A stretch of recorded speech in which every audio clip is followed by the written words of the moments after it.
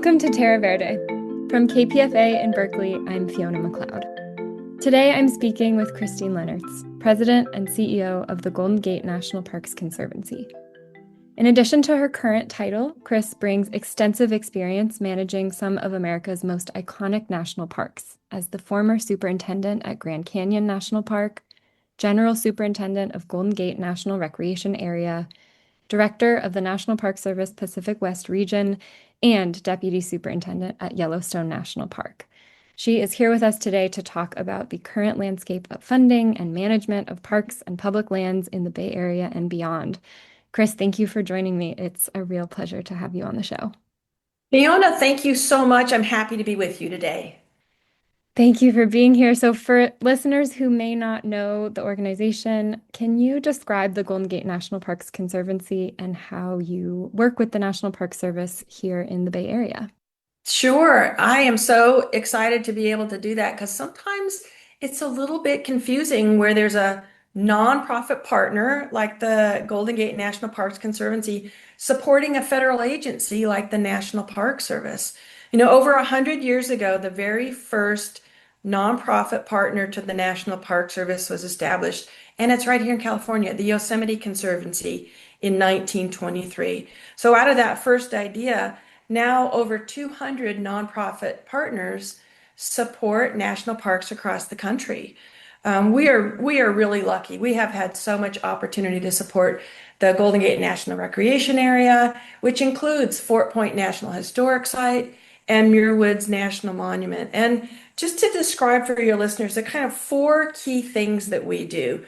First, we're a member organization. You can join the Golden Gate National Parks Conservancy. We have about 9,000 members today. We want to grow that number to show our support for the parks.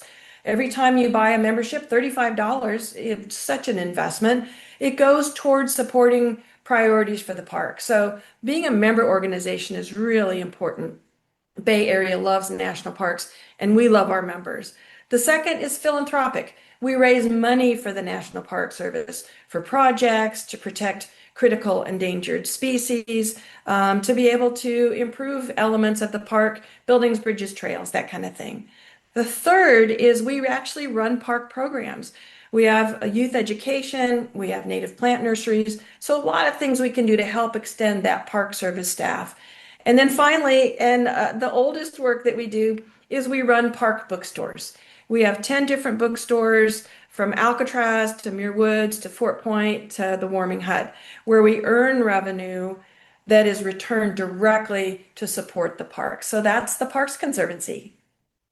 Thank you for breaking that down for us. Will you share about one or maybe two recent projects or programs that really capture the Golden Gate National Parks Conservancy's involvement and impact on local parks?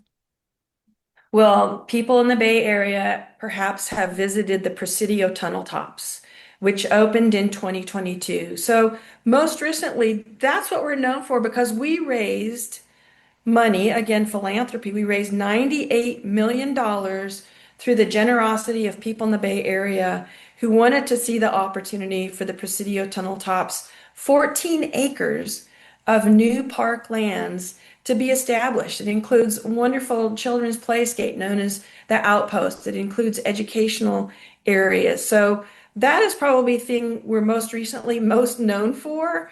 But historically, one of our very first projects was to raise money to turn Christie Field into what it is today. It was once a natural salt marsh utilized by indigenous folks for harvesting fish. As folks may know, it became a strategic military site, an airfield named Christie Field.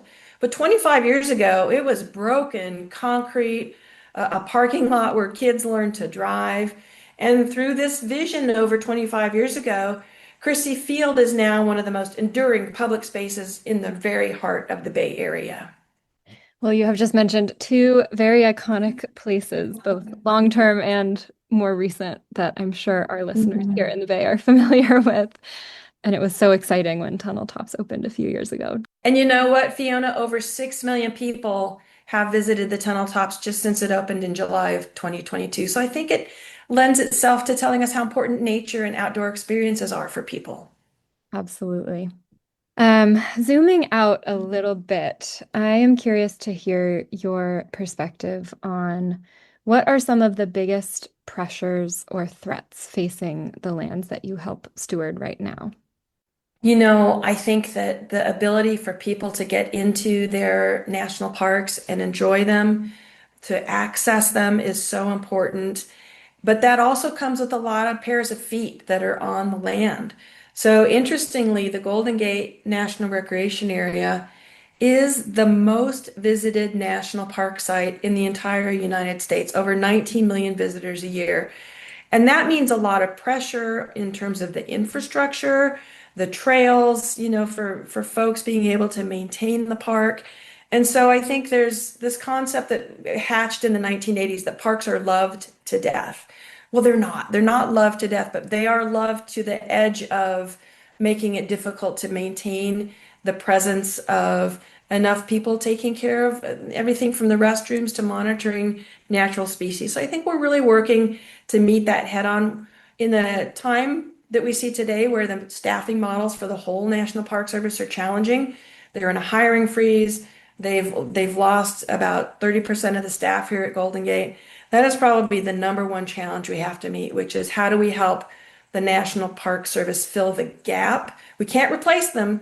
We should never replace them, but how can national park partners, how can nonprofit partners help in terms of being able to address those issues? Also, right, sea level rise, climate change, this aging infrastructure, high visitation. People might be surprised to hear that here in the lower 48 in the United States, there are more threatened and endangered species at Golden Gate than any other park in the national park system, more than Yellowstone, more than Grand Canyon. And so the scientists and staffing needed behind the scenes to take care of that are becoming more and more difficult to hire and keep on board.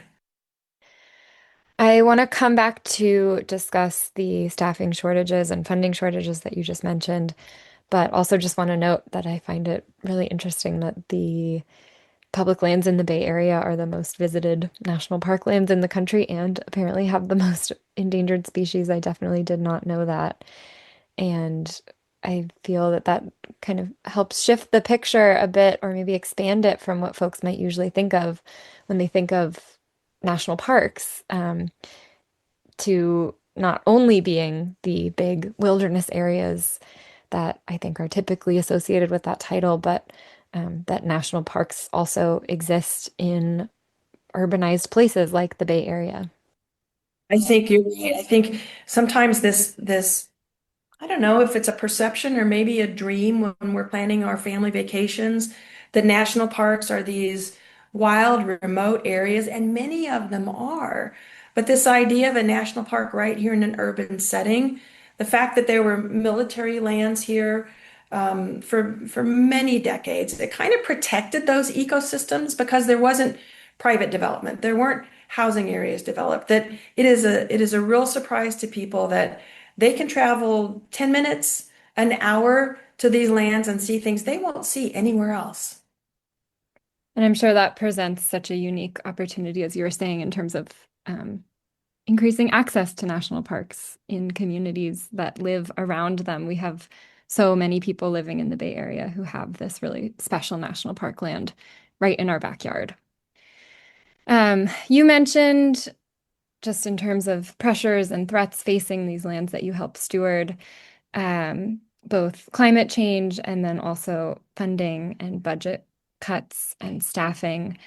The National Park Service has lost nearly a quarter of its permanent employees since Trump took office last year. And I am sure that some of these impacts, as you already mentioned, are being felt in terms of the educational programming, the trail and campground maintenance, emergency services in national parks. But I also assume many impacts are still to come. So I'm curious to hear your perspective on what you are anticipating we might see as time goes on. Wow, boy, my crystal ball has been off for the last year, and so things that I might have imagined would never happen have happened. So it's future casting is hard, but I will tell you that I think the parks are this essential public resource, right? They are an essential place for our health, for our mental health, let alone protecting nature and biodiversity. I think I read that the National Park Service is the number one most liked and respected federal agency in the United States.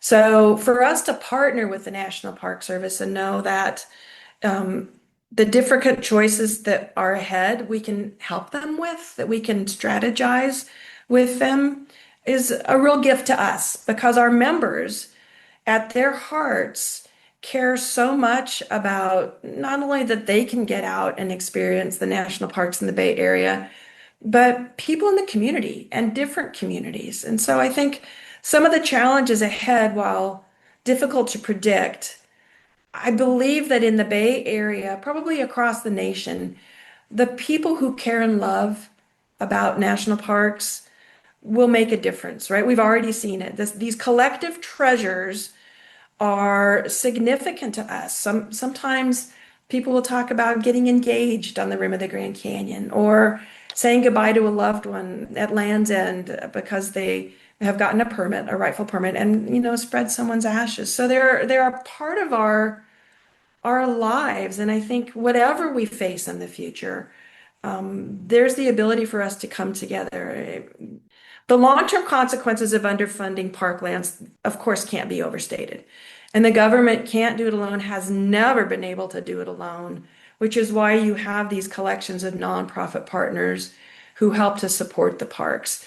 When you talk about building a tunnel tops, when you talk about a project at China Beach, philanthropy in the United States is part of what helps us make those things we love better.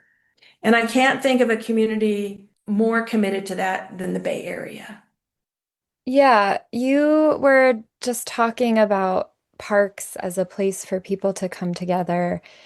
And in such a polarized and polarizing moment, it does feel like a breath of fresh air to think that there are these less politicized places, maybe than some of the other social spaces that we engage in. Um, and at the same time, I think nature is politicized, is political, and that we are really feeling that in this moment specifically. As you mentioned, the National Park Service is a beloved federal agency. Um, and also, as we heard recently earlier this month, after a year without a head of the National Park Service, the Trump administration has nominated Scott Socha to fill that role. Um, Scott Socha being a hospitality executive with zero public service or conservation experience.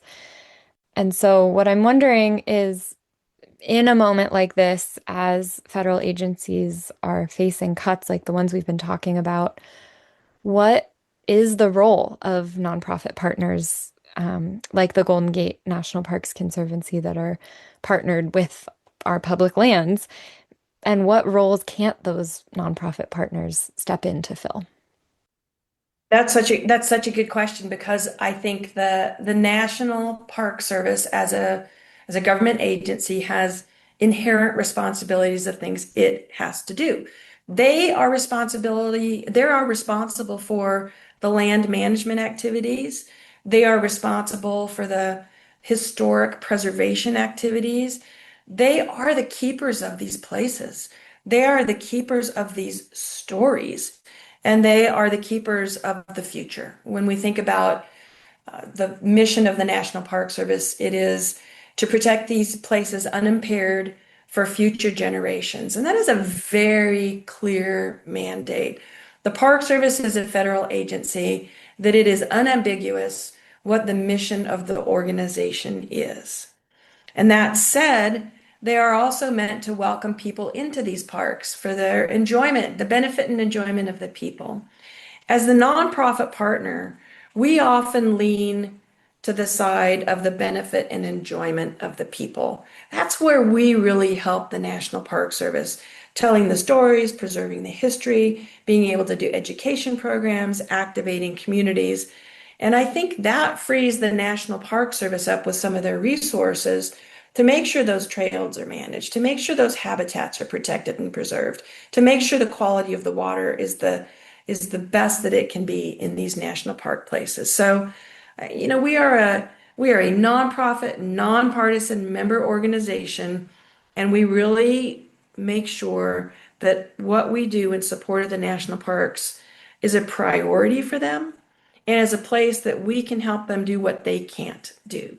For example, we're getting ready to start a fundraising campaign to protect Muir Woods National Monument and to be able to ensure that the endangered coho salmon and those ancient redwoods are here to enjoy in the future. Park Service will never have enough money to do the work that needs to be done at Muir Woods, but as their nonprofit partner, we can not only be able to engage communities, we engage people who are philanthropists, we engage people who will make donations to preserve these lands, these redwoods, for those generations to come. So the distinction between federal work and nonprofit work is actually pretty clear. That makes sense. And I'm sitting here thinking now about all of the federal lands and public lands nationally that may not have a nonprofit partner advocating for them in the same way that the Golden Gate National Parks Conservancy is helping steward the lands in the Bay Area. Yeah. If folks are recently joining us, this is Terra Verde on KPFA. I'm Fiona McLeod, speaking with Christine Leonards, the president and CEO of the Golden Gate National Parks Conservancy. Chris, I want to stay on this topic of funding and budgeting within our national parks and public lands just a little while longer, because I know that the Great American Outdoors Act and the funding associated with that act that was being used to support infrastructure projects in our national parks expired last fall. And so I'm wondering if you would share about that act and what it meant or means for parks and public lands across the country that that funding in particular has expired. Well, let me start a little further back than the Great American Outdoors Act. These park units that protect natural resources, protect our cultural resources and our heritage, are also places where people come and visit. And so they need to have roads and visitor centers and trails that are accessible and create opportunities for people to get into the parks and experience them. So, a national park, the world's oldest national park, Yellowstone National Park, has been around a long time. And it's got infrastructure that is aging or has aged out. And it's true for every national park in the system. You build a visitor center, you put in a series of roads, you put in a trail system. And in fact, the National Park Service has never had enough money to keep up with the condition of those assets that would keep them in the condition they needed to be for as many visitors as who come to visit. And so luckily, this Great American Outdoors Act was passed. It was funded for 5 years to be able to address what's called deferred maintenance or the deferred maintenance backlog. $5 billion in national parks to address this aging infrastructure to try to make a little progress in bringing those assets into better condition, right? It's not enough to keep them in good condition, but it's enough to help them make some progress, whether it's the pier on Alcatraz or a historic building that's being converted here in Golden Gate to a maintenance facility. Great progress, wonderful progress. Now that has run out. It went from 2021 to 2025. There is still a deferred maintenance backlog in parks. And so, in America, the Beautiful Act was introduced in 2025 to go through 2033 with another chunk of money, $2 billion a year for 5 years, to make more progress in reducing that backlog of maintenance. And so we hope that the Congress is going to work together in a bipartisan fashion now, just as they did before, to authorize America the Beautiful. I will tell you, though, that is good news, and I think it'll pass. I think it's got bipartisan support. But also, the answer is you should be able to prevent that deferred maintenance. So being able to get enough in annual appropriation bills to care for parks and trails and roads and infrastructure, that's the best solution. So hopefully we can find a way to both give the opportunity to parks to eliminate that backlog, to get their aging infrastructure in shape, and hopefully the opportunity to prevent deferred maintenance in the future. Yeah, thank you for breaking down that and clarifying that for us. Turning a bit back now to the local picture, and these beloved areas, some of which you mentioned along the seashore in the Bay Area, the Muir Woods area, Alcatraz, places that our listeners will surely be familiar with. I want to turn our conversation to that space, and I'm wondering if you have a local example, as we've been talking a lot about the shape-shifting funding picture and the backlog of deferred maintenance and these real challenges that are facing our public lands, both locally and nationally right now. I'm wondering if you have a local example of how parks bring people together, especially in a moment like this. Well, I would tell you that when I think back to the pandemic, right, the 2020 challenge we had on our hands, and hearing people talk about how important the parks were for them to get out of their homes, to be able to maybe enjoy a park 6 feet apart, from the other folks.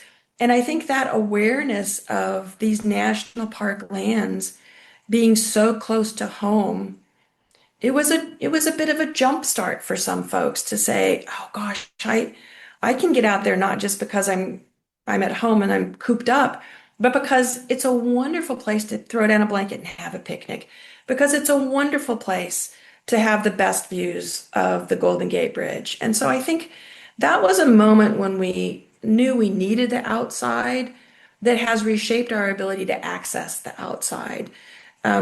Work in parks continued. We had a partnership with the Park Service to do work at Hawk Hill after 15 years. Hawk Hill is in Marin County. When you look across the San Francisco landscape and you see the Golden Gate Bridge, the hill that's behind that, the Marin Headlands, that's Hawk Hill because tens of thousands of hawks migrate across the Pacific Flyway over that hill, Hawk Hill, that's all parklands. It was all protected. It's all accessible. You don't have to pay to get into the Marin Headlands or up to Hawk Hill.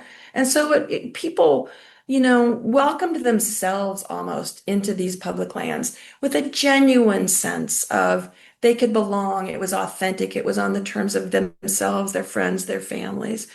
After 15 years, we worked at Hawk Hill to do these improvements, and it's like the community reclaiming this beloved place together. They didn't just come out for the views, which are spectacular from the top of Hawk Hill, but for sharing the feeling that this is ours to care for. We're in this together. So I think that's a recent example.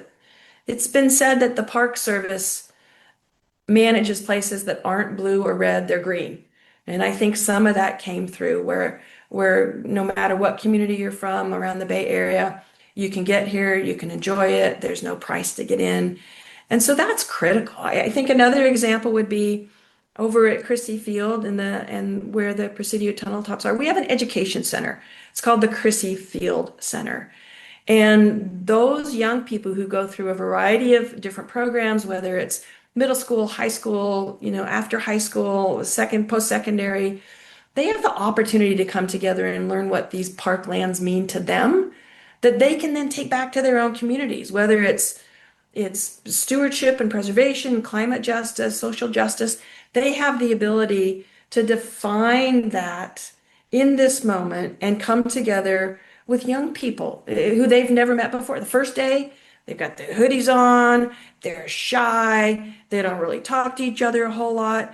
And by the end of that program, when these young people graduate, they are the heart of our education program. They're inspired, they're inspirational, they're leading the way toward what it will mean to be in national parks for the future. So those are some examples where I think parks bring people together and then people go away in better shape than they were when they came to the park. And I was just thinking about how so many of the places you just mentioned are the character of these places is so deeply intertwined with the Bay Area. We really don't have the Bay Area without these places. And so, yeah, thank you for bringing that into this conversation of reminding us Yeah. all the responsibility that we have to be caretakers of these lands that we cherish and get to visit and are so fortunate to get to visit. Speaking of access to these places and the role that they play in our communities, I'm wondering what it means to you to lead parks that truly reflect the people and the communities that they serve. I think here in the Bay Area, the opportunities to be a park in a place where people live, not just where they come to visit, they have a bucket list trip, but being actually a part of the Bay Area identity, I think it means first that you listen. I think the David Smith, who's the park superintendent here, is an extraordinary listener to communities, to groups. He's always going out and visiting with folks to say, what can the park do for you? What can it be? And so working together with him on building real relationships with communities and communities who haven't always seen themselves reflected in national parks.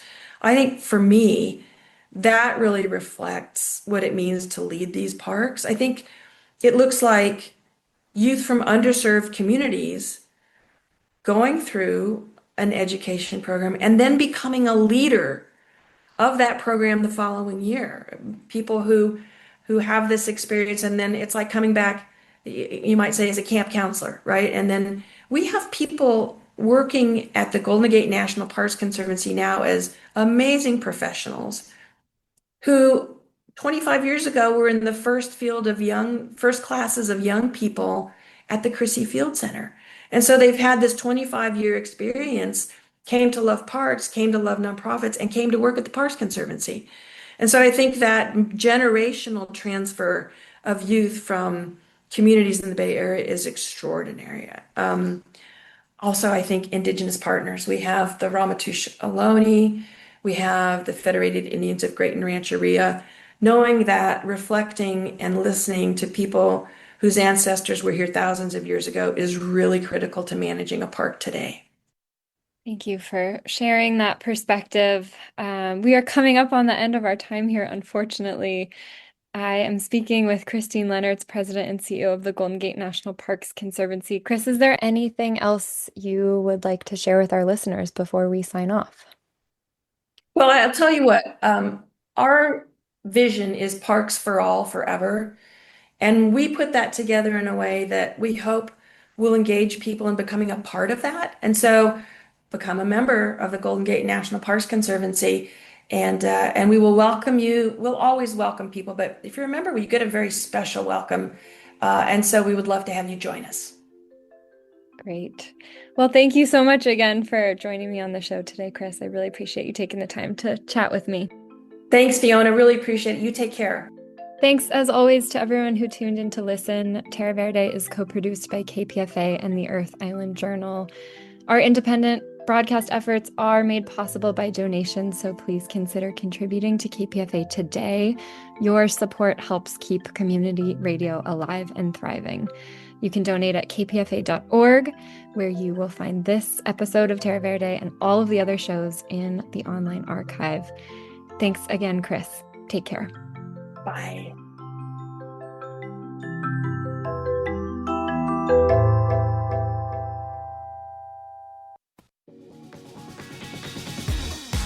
Stay in the know and stay in the vibe.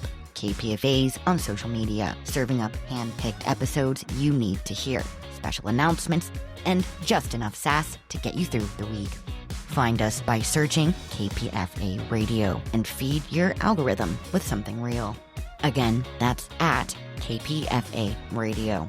You'll know once you find us. Trust me, you can't miss it. You can touch that dial, but you're not going to like what's waiting. This is 94.1 KPFA, 89.3 KPFB in Berkeley, 88.1 KFCF in Fresno, and online everywhere. Tell a friend at kpfa.org.